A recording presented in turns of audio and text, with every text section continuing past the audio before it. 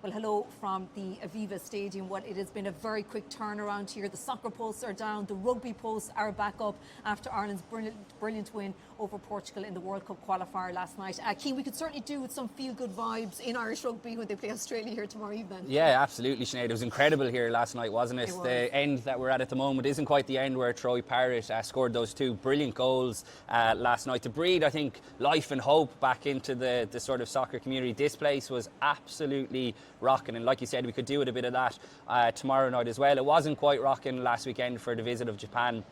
12:40 kickoff. I don't think it ever was going to be. It wasn't even a sellout, of course. This game has long been sold out, as is the South Africa game next week as well. So hopefully you get a big performance to match the soccer team as well last night. Yeah, and the weather out there is absolutely desperate. We are tucked in here under the stand, Sue, waiting for the Ireland team to come out and do their captain's run. There's a yellow status warning in operation at the moment. It's orange this afternoon. What's it going to be like for the game tomorrow, Cian? Do we know? Yeah, well, it's 40-kilometre winds at the moment, Sinead, which is absolutely crazy. I'm not sure if people can see, but even the corner flags are being completely blown over, as is our camera. Yes. So as you show great handling skills there, Sinead.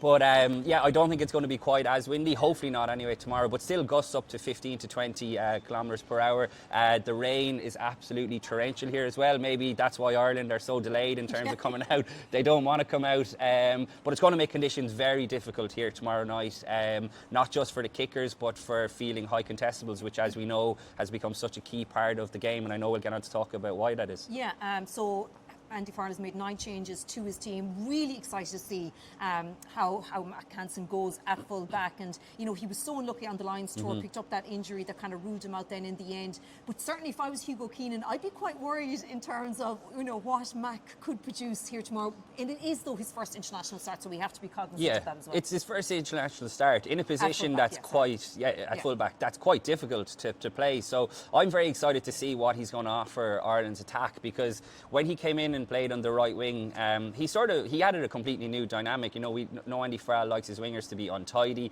and he epitomised that more than anyone in terms of coming in off his wing, popping up on the left wing, popping up as first receiver, popping up as second receiver, and just gave different pictures to the defence. So I think he'll probably be able to do that more from fullback. So fascinated to see how that goes. But there's another side to the game as well that he's going to have to get right, and that's the defensive side. We just touched on the high contestables. Look, we know from Joe Schmidt's Ireland team how important that was. It's become more important now than ever, Sinead, with the lack of escorting. Sure. We've seen Ireland trying to sort of add more of that to their game, but also not move away from their fundamentals as well, which is, in my mind, possibly why their attack has looked a little bit stodgy. We touched on it on the podcast after the Japan game last weekend. So Mack Hansen is going to have to get that right. If the wind is swirling, I would imagine Joe Schmidt will see that as an area to really get after him in terms of box kicks. So he's going to have to get that right as well. Also, his reading of the backfield. I think it's something we probably take for granted when Hugo Keenan is playing, because he's so bloody good at it. Yeah. But it's a very difficult skill to almost play. Rob Kearney was exceptional at it as well. To be that pendulum in the backfield, to play, he makes it look easy. Yeah, to play one step ahead almost of the opposition, and that I think is going to be a challenge for Mack Hansen as well. Like we touched on, he hasn't started a game at fullback for Ireland, which perhaps is telling. You know, Andy Farrell hasn't felt the need to look at that before. I know obviously Hugo Keenan was there, but Jamie Osborne was a bit of a surprise when he got the nod back in South Africa last year. So that's something that he's really going to have to get right. He's played a good few games for Connacht at 15. It's been good. Yeah. I don't think it's been exceptional by any means either, and I think Connacht have toyed with the idea but then have ended up moving him back to the right wing as well. So I'm fascinated to see how it plays out, but it is a difficult position, and I think people should realise that just because he's going from number 14 to 15, they're very different positions and there's a lot of different intricacies involved. So I'm fascinated to see how it goes. Yeah, no, it should be very interesting to see. Obviously, Sam Prendergast back in their 10. We talked about this in our podcast after the win over Japan last weekend. Do you think this is a preordained plan, do you think, that he was always going to start Prendergast in this game, and that it wasn't just because of how well he performed when he came on as a substitute in the win over Japan last weekend? Absolutely, yeah. That would certainly be my take on it. Look, I know there's been, as always, you know, a lot of, mostly Munster people are disappointed to see Jack Crowley not starting tomorrow, but I don't think Jack Crowley has been dropped per se at all from the team. This is rotation. Absolutely, and this is something that Sam Prendergast spoke to us about in the media. They rotated on the summer tour as well. They got a game each, and let's not forget, at the last World Cup, pretty much every Irish supporter was whinging that they didn't blood enough 10s behind Johnny Sexton, and the reliance on him was too much. Now, the reality is, Andy Farrell, in my mind, still doesn't know who his 10 is going to be for that World Cup. But there's plenty of time to find that out. Yeah. But the best way to find that out is by giving both of them significant game time. So I thought it was clever to give Jack Crowley the start last week against Japan, rather than kind of giving Sam Prendergast it, because I would fully expect... Now, if Sam Prendergast shoots the lights out here tomorrow night, maybe, but my strong suspicion would be that Crowley will come back in. He's a better defender. I think you'd want that against the box next week. But all that said, we talked about Joe Schmidt maybe having a few sort of tricks up his sleeve to get after Mack Hansen. I would imagine a lot of his set piece plays are going to be designed to get down Sam Prendergast's channel. Now, the last few games, I think his defence has been better. I still think Andy Farrell touched on it in yesterday's press conference. It's still a massive work in progress. But I think back to the URC final against the Bulls in Croke Park, his defence was quite good, but he's going to have some big ball carriers in the likes of Harry Wilson, Rob Valentini, even the two centres, Swahili and Len Ikitau coming down his channel. But it's a big opportunity for Sam Prendergast to stand up and prove a point and do everything else that we know he can do, because he was excellent off the bench last week. Now, when he came on, it was a beaten Japan team, and I think a little bit of a pinch of salt has to come with that. But this is a big opportunity for him to stand up tomorrow and nail the defensive side of his game, because if the conditions are tricky, like we expect him to be, then there's going to be a lot of, front up carrying I'd expect from the Wallabies. Yeah, sure. Paddy McCarthy must be going, I never want this month to end. I mean, it's been quite the month for him. Made his debut off the bench against the All Blacks. Scored a try here when he came off the bench very against good Japan as well. last weekend. Will make his first international start against Australia here tomorrow. I know Andy Farrell was talking about him as well yesterday, spoke about his temperament, how he backed up that performance in Chicago against Japan last weekend. This is a really exciting time for him. Really exciting time. And again, I was a bit critical in our post-match pod last week about Andrew Porter playing so many minutes against Japan, where I thought it was a really good opportunity for Paddy McCarthy to come in. Even, I think it's worth mentioning Jack Boyle, who's become the forgotten man. It looks like, unless Andy Farrell springs a surprise next week by having him on the bench, or touch wood if someone picked up an injury tomorrow, he's not going to play this month, which is bizarre really when you consider the amount of games that he played and the really good work that he had done for Ireland during the Six Nations in particular. But it's a great story for Paddy McCarthy, and I think it's people are always giving out that it's the same All-Ireland team, but this is a 22-year-old who's only winning his third cap, his first test start in what is a big game. I also think it's very smart that Andy Farrell has plugged him in with the starting, as in the first choice front row, Dan Sheehan and Tyke Furlong. He's also in front of the first choice locks in Tyke Byrne and James Ryan. That gives Paddy McCarthy the best opportunity, to perform, because look, we know what Andrew Porter can do. We know Andrew Porter can come on after 50, 60 minutes, but it's time to see and build that depth. Cian Healy has obviously left a bit of a void as well, and I thought Paddy McCarthy was excellent when he came off the bench. He scored his try down the tri-parrot end, is that what we're calling it now, when he came off the bench, made the two quick carries in succession. But it's the nitty-gritty again. He's going to have to get his scrummaging right. He tough enough time in Chicago when he came off the bench, but again, I'm really excited to see what he can do. I see the hookers practicing their throwing down there. I'm sure they won't be hoping for this kind of weather now tomorrow. We'll get on the last thing they need. To line out in a moment. But I know Rory mentioned this after the podcast as well last weekend, just about the move that we all saw Caelan Doris do, the move from 8 to 7, and now he's going to start there. Look, we know he's obviously started there before, but with that combination, again, another really interesting one. And it's something I think even Joe Schmidt mentioned yesterday that he wasn't entirely expecting. From Ireland to make that selection. Yeah, well, I suppose the hint was that they kind of went to it last week during the game. Now, I think he probably wasn't expecting it, because it's not Caelan Doris's natural position. It's not his best position, and I completely understand the logic, particularly for what's to come next week against South Africa with a much bigger pack. So I think it's a bit of a dry run for that. I would have, I'm curious to see how it goes. I'm not convinced the balance of the back row is perfect. I still think Caelan Doris at his best is Ireland's he's Ireland's best number 8. I'm a massive fan of Jack Conan, but I just think Caelan Doris is that slight bit more dynamic at his best. I know he's working his way back. Now, he won 2 breakdown turnovers last week. He is excellent around the breakdown, which you need a bit of that. Obviously, it's coming off the back of Josh van der Fleer not being fully fit, but how many times have we spoken about who is the backup? Now, I think Nick Timoney can probably feel a little hard done by, because I thought he was excellent here against Japan. Took his try down this end really well, got taken off early, but again,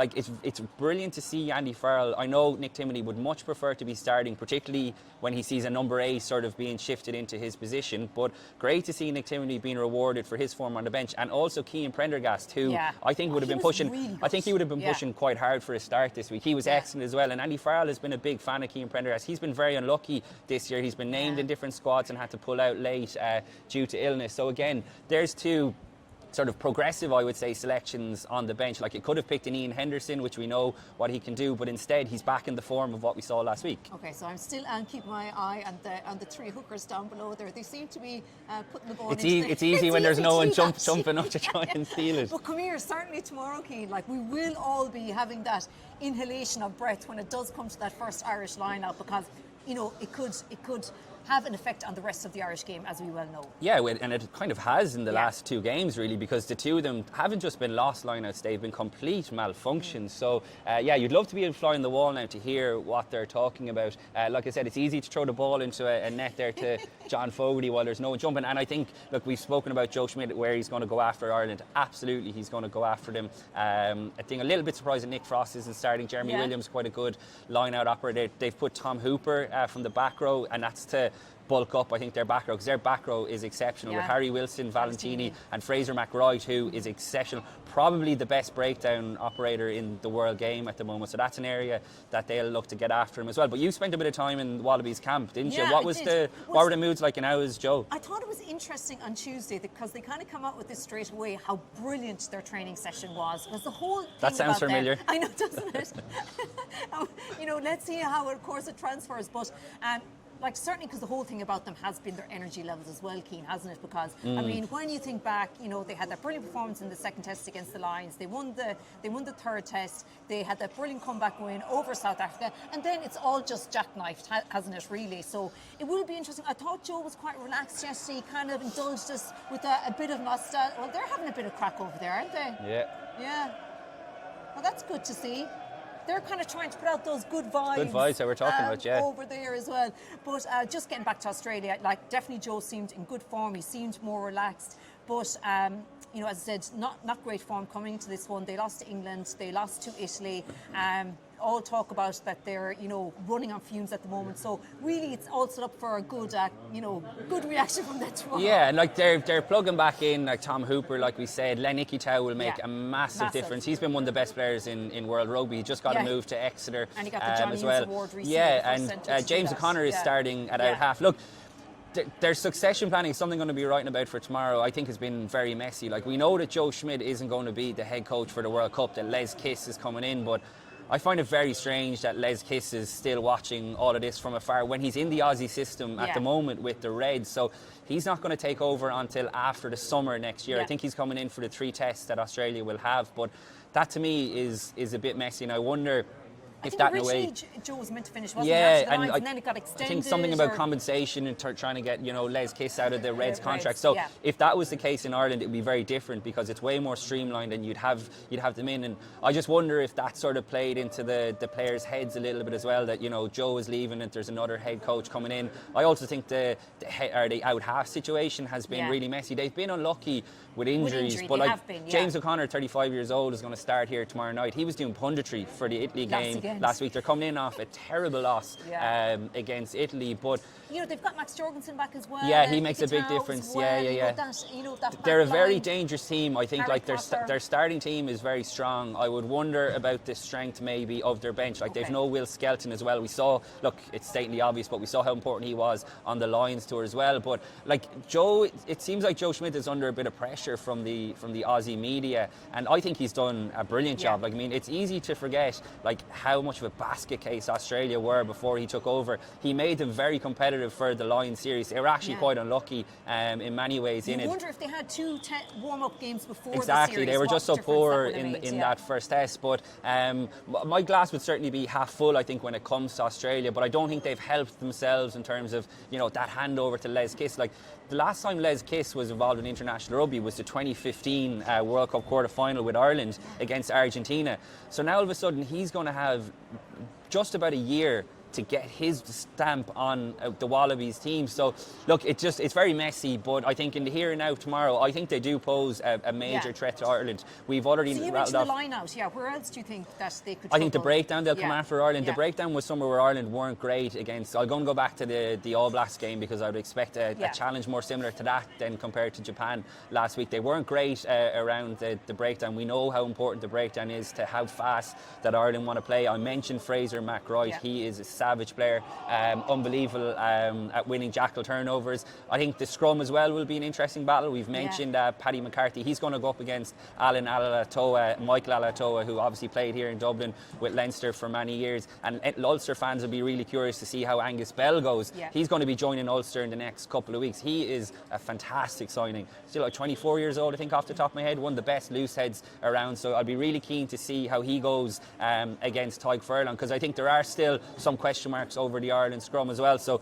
there's the scrum, there's the line-out, there's the breakdown, and I think the contestables as well will be absolutely crucial. So yeah, okay, I think we're wrapping up here. I've gone for a close win for Ireland in our paper for later today or tomorrow. You've gone early. I'm still putting my thoughts together. I wanted to get the sense of the good vibes here before I committed.